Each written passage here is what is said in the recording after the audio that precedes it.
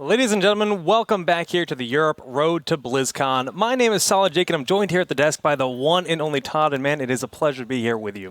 Likewise, it's our first time casting together. Yeah. Hopefully not the last. We need to do well.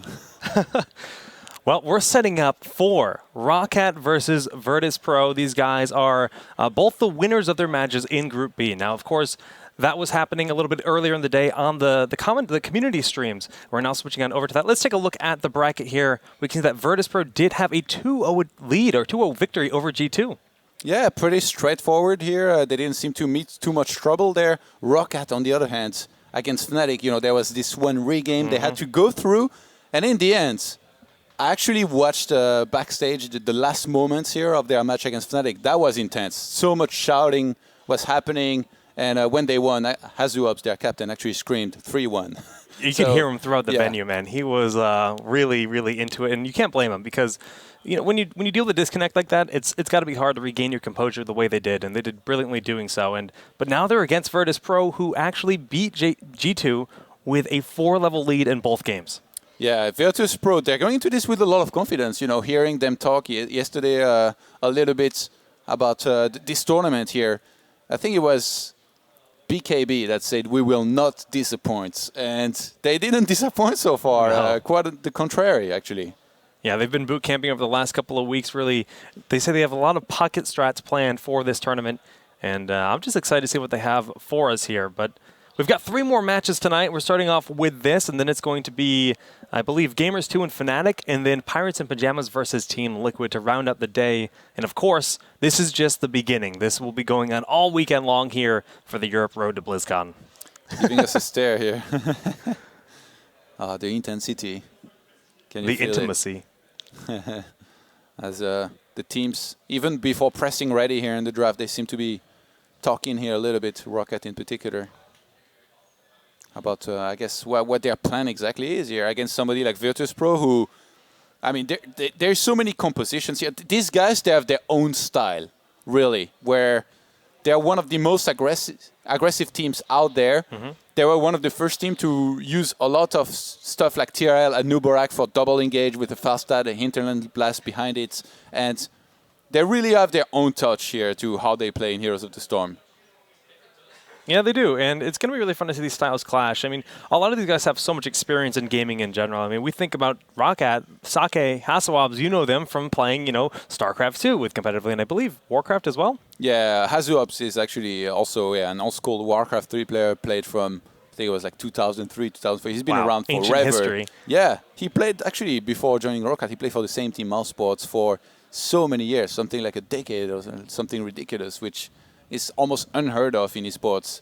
And soccer, all alike. He's an old-school Brood War player, went to StarCraft 2, was a very strong German player, even European player, and then now he's doing really well in the Heroes of the Storm scene. Like qualifying for this tournament from the very first European Road to BlizzCon qualifier that we had, where they took second place, ROCCAT. They took the scene by storm. Nobody really expected them to do this well back then. And it was back of a lot of Leoric use, actually, which back then was kind of uncommon. I mean, they've had great success in general. I mean, like you mentioned, second place in the first qualifier. They actually got first place in the most recent, the third qualifier. And coming out of an event like that, yeah, sure, Team Liquid and Na'Vi, they were both not present in that tournament, but that's still a statement saying, you know what, we can be the #1 team. And going against Virtus.pro, I think they have a lot of wind in their sails, especially after that last match versus Fnatic. That's right, actually. They took first. In my mind, they still took second. Because up until the very last second of that Sky Temple game, they were losing. Yeah. Like, in my mind, it was already like inked. They're second, and G2 is going to be first. But in this case, that was one of the most incredible landing, I think, that I've ever seen to a game, where they somehow turn it around in the very last second. That last fight, actually, on Tomb of the Spider Queen, in the game we just saw, from Na'Vi, was incredible. Just the synergy that existed between Kerrigan and then Arthas and Anubarak. Like, you pull him with the Primal Graph, you hit him with the Impale. It's just so much damage and so much lockdown for the team. We saw so many cool drafts in general. I mean, the Hinterlands Blast, or excuse me, the Mighty Gust paired with the Lamb to the Slaughter that we also saw at Na'Vi. So cool. But I'm excited to see what the draft's going to look like here for ROCCAT versus Virtus.pro. It looks like draft on Battlefield of Eternity, the first game of this series, is about to begin. Yeah, let's jump into it here, as ROCCAT will be first ban here in this series. It's funny because like ROCCAT, I feel like they still love their lyric a lot. They were, again, the first team to basically say we're going to want to pick it in every single game that we can, and if we can't have it, then we're going to ban it from our opponents. Now Lyric is in a place where I don't think he's particularly in a first pick, first ban material anymore, where ROCCAT's going to be really worried about him, that they're going to ban it, so they go for the ban Abathur instead, making sure that Virtus.pro can't have him. On Battlefield of Eternity, of course, Abathur is quite powerful for the soak that you can have. But it's definitely an interesting ban. I mean, they're really just kind of letting heroes like Zeratul and Uther slip through the gap, and Leoric, Johanna, all those first picks. So really, Virtus.pro has to decide what they don't want to deal with the least, because Team ROCCAT, they do have that first pick up here in this draft. And usually it's going to be, a lot of the time, something like a Zeratul, but if we were to see something like a different pick here, remember that Virtus.pro, before the second banning phase, they're going to have 3 picks, as opposed to ROCCAT, who only, sorry, they will have the 2 here. So Okay. Uther will get banned. We've seen so much more Uther as of late, getting banned and picked very early in this draft, and it seems like from one map to another, sometimes it will vary. I guess it also depends on teams. Like, for example, against Dignitas, there is really no point because they love their Charism anyway. That's a good point. I mean, ever since the change they made to Cleanse, the power of Divine Shield is that much more prominent because it's going to make you unstoppable, it's going to make you invincible, it even gives you move speed on top of all of that. So it's very powerful, heroic. Leoric also a very powerful hero, but that does leave Zeratul up for the grabs, and they could probably grab Kael'thas, Jaina, or Johanna for that last pick. They go for Jaina. Yeah, and now some of these heroes are going to be left for ROCCAT here. Not too long ago, we were seeing Zagara actually as one of the most picked heroes early on in those drafts, not banned that often. But as of late, it's kind of fell out of fashion, and some of the guys that have been more popular are definitely, like Karzim, I think he's been one of them, picked up here with Kael'thas. So Johanna is still going to be available, like in the very strong heroes that we still have out there. You know, I love these Charizim picks. Charizim's a hero that everyone thought was kind of lackluster when they first released him to Heroes of the Storm. But as players have gotten a little bit more refined with his play and learning how to use both the heroics, both Divine Palm and Seven-Sided Strike, very powerful for certain situations. Based on what they have right now, too early to say how they're going to end up building Charizim in terms of heroics. But, ooh, Virtus.pro worried about the Sonya. Yeah, we've seen Sonya being picked more and more, of really coming back as a part of the meta. And when I say coming back, I feel like Sonya never really was that huge a part of the meta, that it was picked a lot. Yeah, not since... It was never a top pick, was it? Not since the Eraser composition that existed, with the Heroic Leap and the Judgment on Tyrael, but that was, 6-7 months ago. So definitely never been too popular, right? But nowadays, in all regions, quite popular. It's funny to see these changes in the meta all the time, where you see some heroes that were kind of so to speak forgot about, or not that particularly popular, really come back into fashion and being picked a lot. But ROCCAT in this case, they're gonna have another ban here before we go into the next picking phase from Virtus.pro. Tyrande. Now, this is quite interesting. They must know a little bit about Virtus.pro's style, right? Tyrande's great for getting vision on what's happening, but also pairs really well with heroes like Kerrigan, Arthas, anyone that can follow up. Even Butcher is quite strong. So nothing about what Virtus.pro has right now really screams Tyrande goes well with this, but Team ROCCAT must be privy to some info. I think Virtus.pro, Fnatic, Navi, there are some of these teams that play, I think, the best with a lot of CC. So like Muradin, if now Tyrande hadn't been banned, maybe ROCCAT were worried that Virtus.pro were going to go into something like Muradin, Tyrande, in which case, I mean, in the Virtus.pro's hands, it's just so strong. But now Virtus.pro, they're just going to go into Johanna, and down the line, they're going to do their healer here no matter what. They can save it for last pick, but you mentioned it before. If they pick their healer now, then it means they can do a reactionary pick here as their last pick. For their final pick. I like that a lot, generally. Malfurion and Rhaegar, they both work here. I prefer Malf a little bit just for the zone control. I was just thinking about the Tyrande ban a little bit more, and just the power of the Hunter's Mark on the Immortal when you're fighting over it. That 25% amplified damage on the Immortal is quite strong. And, ooh, wow, they are actually that confident to grab Raynor right now. Yeah, Virtus.pro, they're a team that can play a lot of different heroes as well. They have a lot of flex players. It's funny, actually, interesting to note that Sevka, he used to only support, but as of late, he's been mixing. Well, I mean, he used to only support as of late, because before that he was doing a lot of different things. But as of late, he's been mixing in some Zeratul play himself. I wouldn't be surprised if he ended up on the Zeratul here, which is I mean, funny to note, because not too long ago, he was only supporting. Actually, just a few weeks ago, they made the official swap. He's actually almost never playing support anymore because of this new role reversal that they've done in their team. Something that we saw Cloud9 do around the August Open. They decided to swap two of their players' roles. And sometimes it's like that's the change in the synergy. That's the change in just the mentality of the team that is needed to help you go to that next level of play. Yeah. And they looked phenomenal versus G2. Rounding out the picks, Tassadar, Malfurion. No big surprises. Tassadar is a little bit interesting, though. He doesn't... Archon is quite powerful. I don't think we'll see Force Wall here. But he's just such a safe hero. Yeah, earlier when we saw him, he didn't really do well, though. You know, even getting Mental Acuity on level 4 to really help and spot that Zeratul play from the opponents, that didn't do that much. So it's going to be interesting to see if this time around he can do better here. So looking at these drafts, is there anybody... you favor here a little bit? Personally, I think I like Virtus.pro's composition a little bit better, just because of like the amount of sustain they have, right? Ice Block on Jaina. Malfurion has Tranquility and Ice Block. Rainer's probably going to pick up Give Me More at level 1. Johanna's near impossible to eliminate, and Zeratul's so slippery. It's going to be hard for ROCCAT to get the big takedowns, especially considering their only big damage is having Archon, and then, of course, Kael'thas.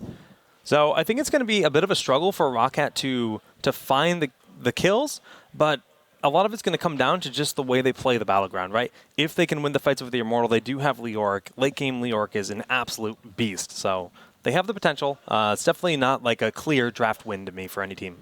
There's been some role changes, some role swap even on ROCCAT earlier on. Like Sport Billy used to be their support, and Shadowmare, I think he played a bunch of assassins, so like a little bit of everything, but some ranged assassins. Yeah. And now Shadowmare is almost always on the support, and Sport Billy, I want to say he plays one type of hero, but he mostly only plays Leoric, to be honest, on ROCCAT, because they have it almost every single game. Like, if you look at their match history and how many times they've had Leoric, I feel like in 9 games out of ROCCAT's games, they have a Leoric and Sport Billy is playing it. Yeah, and I might actually be mistaken here, but I thought a bit earlier I saw Sake playing as Tyrande, and he generally plays warriors quite frequently too. So just a lot of flexibility in a lot of the teams here in Europe, and it's quite a privilege to watch. But yeah, this game we can see we have Virtus.pro, some of their stats. They play a lot of Zagara. Here in Tomb of the Spider Queen, that's of course there's great synergy, but we're going to be playing on Battlefield of Eternity for this matchup, and they didn't opt for Zagara here, considering they have Zeratul. I'm not too sure that they really needed Zagara. Yeah, I mean, it just seems good, I think, on paper to have a Rainer and Jaina behind something like a Johanna when you have a Malfurion in there to heal everybody. Zeratul's Void Prison are going to come in really handy as well on a map like this, I think.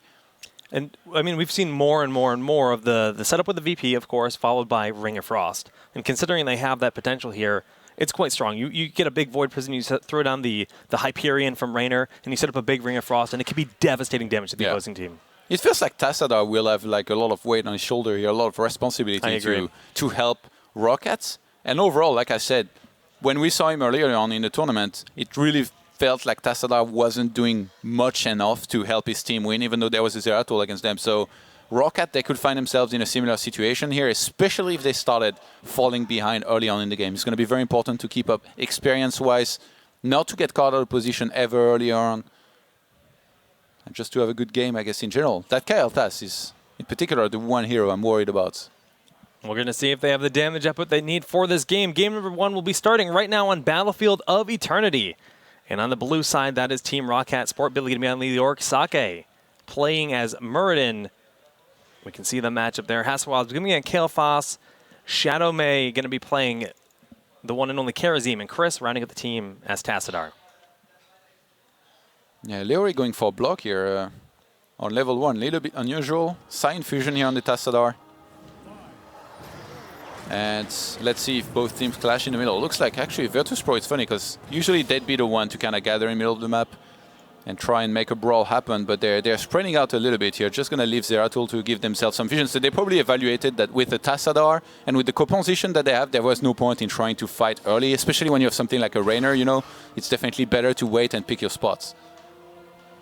Yeah, great points. I mean, especially the early game. This is a big battleground. There's a lot of places to hide. The number of vents that exist, I mean, immediately you saw BKB just kind of scouting out with that shield glare as well. So a lot of cool things that can be done for those early game. Like you said, just hiding around and ambushing with the party bushes. Yeah, it seems like Sefka is going to need a bit of help top because he's facing 4 right now, and that minion wave is coming in with full hit points here from ROCCAT, looking to apply a lot of pressure. Big rotation here already. Actually, every single hero is going towards the top here from Virtus.pro. That's... Oh, they're going to just swap in completely. Sefka is going to head to the bottom, so they want to make sure that they have Sefka laning by himself. Now, this is interesting. They really just have confidence that Reiner's going to be the strongest laner in this situation and not really going to have the best synergy for those early game takedowns. Considering his Q will, of course, knock them back, they're going to look to just have the rest of the team together to try to get those kills. And we do see Sport Billy will locate Zeratul very quickly in this fight and just have to Wraith walk away as too much damage being applied from Reiner and Zeratul. And Sefka actually playing the Reiner here in this game, so not going to quite play the Zeratul himself here. He leaves that to Kunichan, the supposed more experienced Zeratul here, or the usual one. Okay, nice Stormbolt being thrown out there onto BKB, but BKB is going to turn around and look at Hasawabs as the primary target. Very low himself, but beautiful roots are thrown out. No kills will be applied in favor of either team. Yeah, Shadowmare took a lot of damage here, but pulled back just on time. With the Immortals coming up, though, both teams are going to have to tap the wells here. Kunichan with a trap here, with Johanna following up. Oh, big roots are thrown down. Follow-up not going to be there right now. And, you know, this is kind of a tough spot. They're all pretty low. Malfurion almost out of mana, unstable. You know, when you're so low on mana as Malfurion, it's just really hard to live through these fights as in an offensive position over the enemy team's Immortal. Yeah, we see actually Unstable just going on home here. Smart. Not bothering just yet. He's hoping his team maybe can buy a little bit of time. The opponents won't commit here to taking down an Immortal in the middle of the map just yet. It takes time. Yeah, but takes time. They realize they've got a bit of an opportunity, so they push in here into the bottom lane. And ROCCAT does quite a bit of damage here to the red team Immortal. I really like here that ROCCAT identifies the threat and just pull back on time. Meanwhile, Tassadar was still soaking on the lane, so ROCCAT with a slight experience lead, not the biggest of deal. They're just going to resume soaking here. And being so close to the opponent's Immortal, right now if Virtus.pro leaves that position, then it's going to be taken down very quickly. Meanwhile, ROCCAT, they are soaking across 2 lanes, so even though Spalsbilly is rejoining them now. Wow, that's so much damage on Hasselwab's. Killfast does end up falling very early in this fight, and a beautiful flank from BKB. Condemn hitting 3 targets, pulling them in. Will not be able to get another takedown, but this will put them in a great spot to start working on the enemy team's Immortal. That was not supposed to happen here from ROCCAT. They were not supposed to charge in there, get stunned here by the Immortal. And behind this, we're going to have Virtus.pro still covering their own Immortal. But not working on the opponents just yet. What's their plan here? Just like kind of stay here until they move. They're playing very passively, very defensively, trying to defend their Immortal, and not being below 50% health. They're chipping through it so quickly. They need to get in there and try to find a kill. Leoric incredibly low. The Condemn pulling him in. Beautiful play there by BKB. Yeah, I think ROCCAT were very tempted to try and stay there and take down the Immortal, but they realized that it wasn't worth it to die to be able to achieve that. So they're just going to pull back, and behind this, Virtus.pro, they gained a nice experience lead here at this point. Yeah, Virtus.pro, they're sitting a little bit ahead, but they're going to have to defend this Immortal, as it is definitely going to be ROCCAT getting the first Immortal of the game, which will spawn in just a moment and push down that bottom lane. Yeah, both teams here need to resume soaking ASAP, need to make sure that they don't miss anything. Virtus.pro definitely more, even though they play defensively with the Immortal, they are not afraid to fight. Any opportunity that they can get and to take a fair fight on same talent, same level, they always, it seems, take it. And in this case, they've got 2 kills against ROCCAT's 0. Yeah, 2 kills up, and right now they're doing the split push. Immortal in the bottom lane, forcing the presence here on the side of Virtus.pro. Just great use of this. Johanna alone won't be able to defend this wall. A lot of experience going to be going to the side of ROCCAT. Yeah, it seems to be, the standard. You go to the lane where the Immortal's not pushing, so that you make sure that one of those lanes is going to be doing a lot of damage and that the opponents cannot defend everywhere. But Virtus.pro, in classic Virtus.pro fashion, they're going to be doing a massive rotation on towards the top here to try and catch somebody. Yeah, but the damage has been done. I mean, level 7 here for both teams just about, but the fact that the well was destroyed, it's going to make these fights over the Immortals a lot more tricky. We talked about that first fight when the Immortal phase came up. Mana being a big issue. Well, if you can't tap the well, if you're positioned here in the top lane, it's going to be a big disadvantage for your team. Interesting that ROCCAT here, they didn't want to go for the bruisers. Instead, they're going to go for the siege camp. On this map, the siege camp, I think, is very, very strong. Oh. Zeratul saw it, and the full rotation is in effect here. But a beautiful grab. Let's go out. Kuni-chan with first aid manages to slip away. Stormbolt will not reach. He has to turn around. Sitting on the point, Andy Lendy has to back off. It's going to be the siege camp being picked up by ROCCAT, and Unstable is solo, but the roots connecting on everything. Andy Landy is going to catch the Jaina, takes her down, kills Malfurion just right behind this, and somehow ROCCAT, they're making this work here. They're going to chase down Kuni-chan and try and snipe him as well. Beautifully done by Sport Billy, getting that drain help for the kill on Jaina, and now Kuni-chan blinking over the wall. Oh, beautifully done. Dodges the skeletal swing. Oh, that could be lights out. And that will be lights out for Kuni-chan. So the big win here for ROCCAT, now taking the experience lead in this game. Wow, this Leoric came in like a wrecking ball, man. Killed two pretty much immediately. That was crazy. Yeah, and now we're going into the next spawn here of Immortals. We had the siege camp in the bottom lane. We're going to have another siege camp here at the top for ROCCAT. And that's going to just be a great distraction that Virtus.pro has to respond to while these Immortals spawn. We had Healing Ward picked from Karazim here at level 4. Looks like ROCCAT, they're just going to defend their own Immortal here for now. Oh, they got the siege camp pushing in at the top. That's going to be great. The more they can delay here, any kind of action in the middle of the map, the more this is going to push. I love this play too. They realize that they have to respond to it. They don't want to fight over the Immortals. They just want to get level 10 first. And by picking up this Fallen Shaman, they're once again forcing the hand of Virtus.pro to rotate and defend. Now in the top lane, cleaning up these Khazar camp quickly. The bottom lane is now a big distraction as well. ROCCAT with a bit of a slow start, but now things are really starting to look up very quickly here for them. And they're actually going to push that top 4th instead of fight for these Immortals here. This is so smart. They're realizing that, you know what, the most important thing for them right now is to have that level 10 advantage. Yeah. And they're pushing in, dishing critical damage out. They're so close to 10, now they're going to force the fight. Yeah, they can actually try and, I guess, defend the Immortal, rotate towards the bottom, make sure that they get 10, and then go for the opponent's Immortals, potentially. Yeah. Virtus.pro, though, they are going to have to play it patiently. Oh, Kuni-chan is going to be completely surrounded here. Just uses Blink, will end up falling, and that is level 10 for ROCCAT. Quite a mistake here. Getting caught like this, which ROCCAT definitely will want to capitalize on by making sure they get this Immortal. They take it down very, very quickly here. So that's actually really good. The fact that we saw the rotation happen for BKB to finish off the health pool to the best of ability and force the respawn of the Immortals, but now he is completely surrounded, and I don't know if that was worth it. I don't think so. It just about like 5 seconds, and then he died, so not very worth it. I mean, as much as Virtus.pro, they will be able to get level 10 potentially before the next engagement. This was not the greatest here of moves. Yeah, and that's going to be a half-power Immortal summoning on the side of ROCCAT, who already is in a great spot. Now, this Immortal will likely push down that bottom lane, yes, because of how weak this top fort already is from the earlier push. Let's see, they're just going to leave Tassadar every single time on the lane alone here. Chris, he cannot really die. Very interesting battle cruiser, just throwing it out strictly for the siege damage rather than trying to save it for the defense and team fight. Yeah, it seems a little bit wasted. Like, it was too early. Yeah. Well, now the Immortal is here. Tassadar pushing alone in the top lane, so it is 4v5 in favor of Virtus.pro here in the bottom, but it is an Immortal on the side of ROCCAT. Yeah, experience-wise, they're going to fall behind you no matter what. Even though the defense is going to be nice and quick, they don't have anybody soaking at the top. Meanwhile, Tassadar is happy to oblige, so Virtus.pro here keep on falling behind experience-wise. One whole level here right now. Full level down, top 4 about to fall. Zeratul trying to respond to Tassadar, but they're just barely in time. Minions might actually take out that fort, and Chris will be more than okay walking away from this. Very good job. You'd be surprised that ROCCAT's trying to engage here at the bottom. They could get chased down.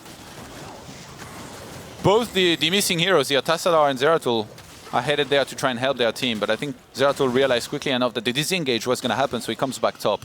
But Tassadar is still going bot.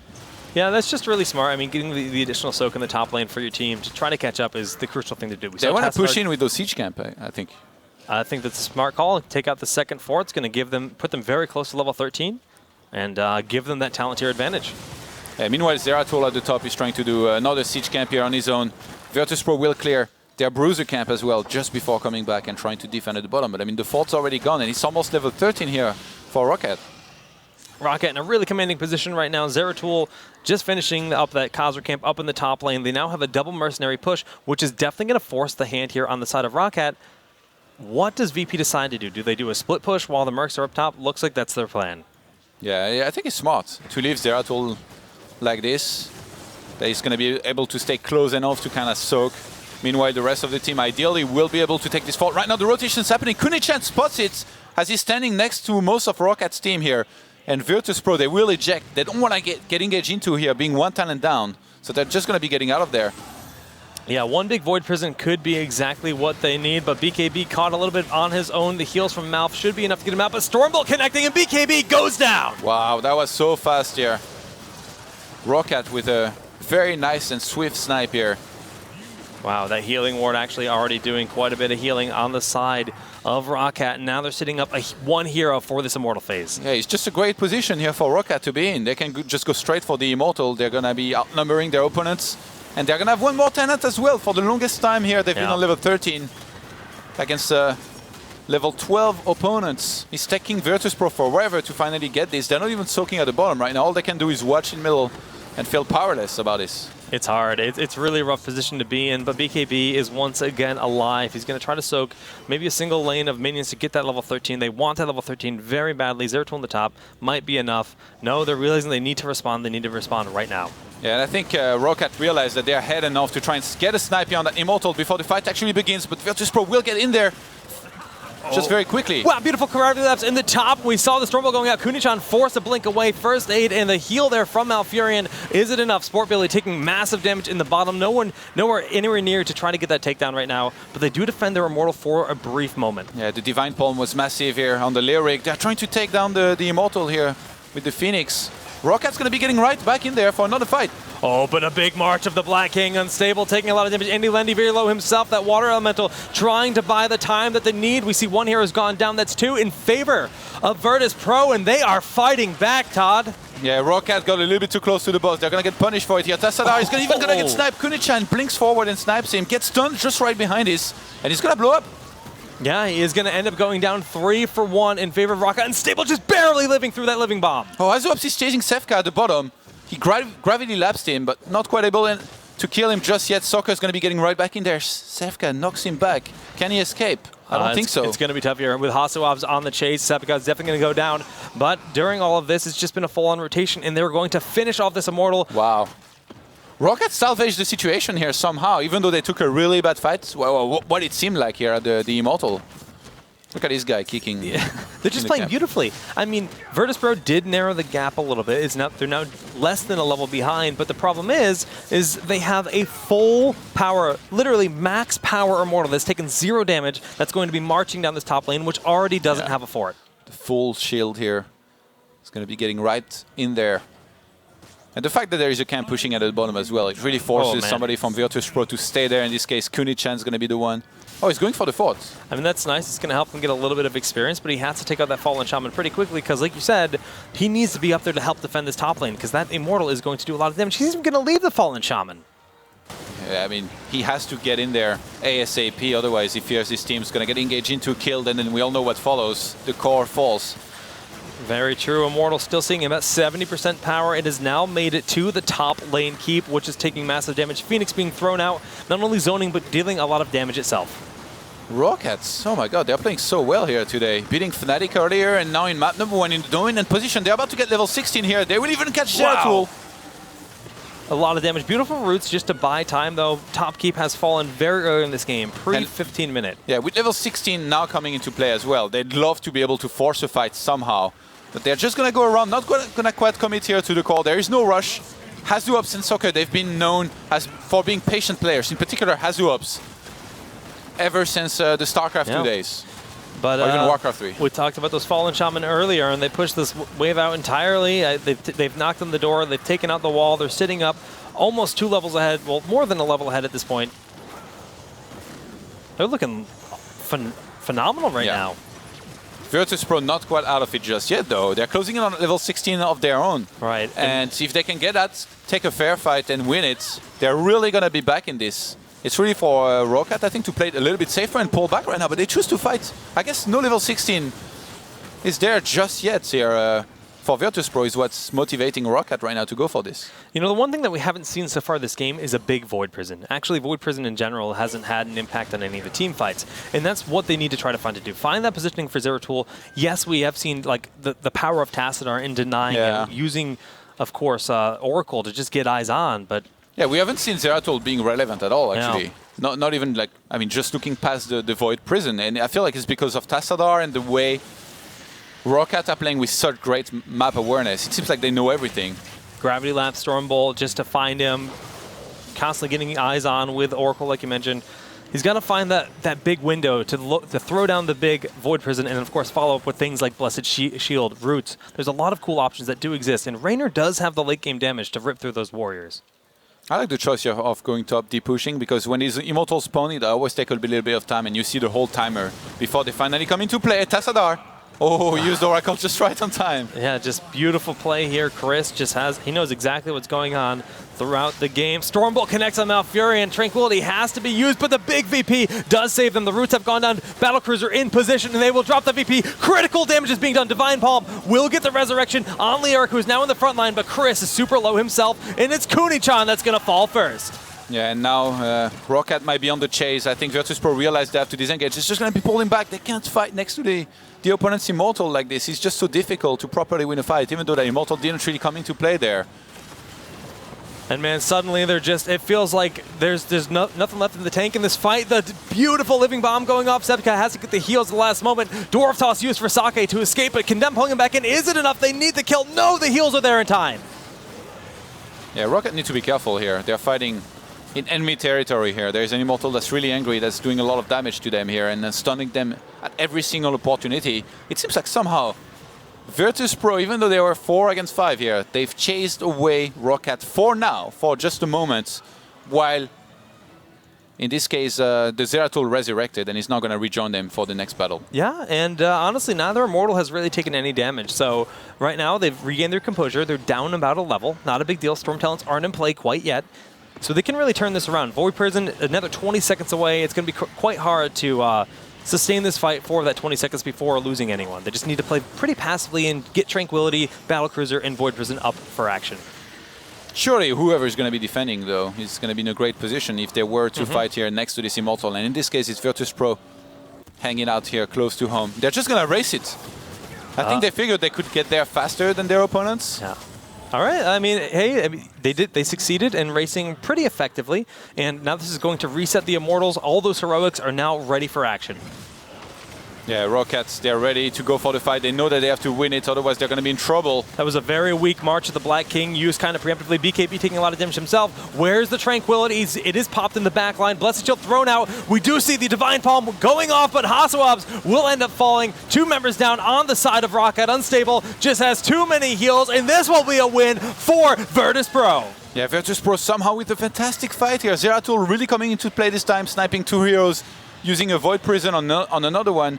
Just keeping him away from everybody. They're going straight for the keep, Todd. They are just knocking down this door saying, we don't even need the Immortal. Let's take this keep out first. It's a beautiful play. Back at home, actually, their keep took a lot of damage. Oh, my goodness. That's a huge deal. They might just go for the core, I think. Yeah, they're going to take the keep out, putting themselves in position, trying to find Chris, who, of course, does have Dimensional Warp to get out of here. BKB taking a lot of damage himself. Remember, Tranquility was using that slap fight. Oh, BKB?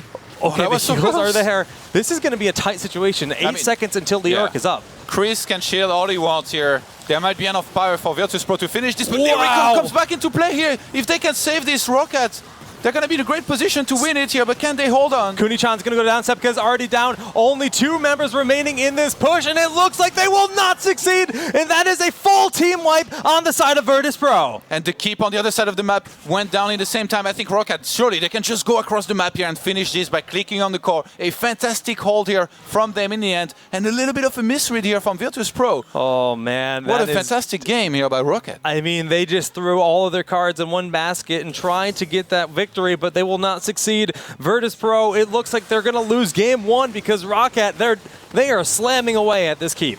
Core. Oh, wow. ROCCAT with a very, very impressive map number 1 here against a Virtus.pro who I personally thought were going to be the favorites, to be honest. You know, not even in terms of draft, but like team versus team. I have to agree with you, but they're riding that momentum. They're feeling so good about that victory versus Fnatic. GG, game 1 goes to ROCCAT, and you can see they are so happy with themselves.